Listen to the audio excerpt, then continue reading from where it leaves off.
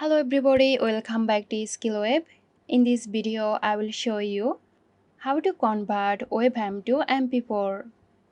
So let's get started the video.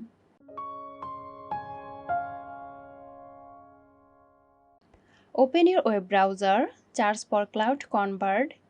There is so many websites you can use to convert your WebM file to MP4. Personally, I am going to use this website called Cloud Convert. Once you are on this website, click on Select File, locate and select your WebM file, then click on Open. Now click on this arrow and select MP4. Click on Convert.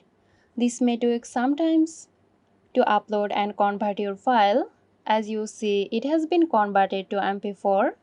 To download this, simply click on the download button. So there you go. I hope this video helped you out. Stay tuned for more helpful tutorials here at SkillWeb. This video is sponsored by Girosoft. Girosoft offers graphic design, UI UX design, digital marketing and web development. Elevate your brand with Girosoft today. For more details, check the description box.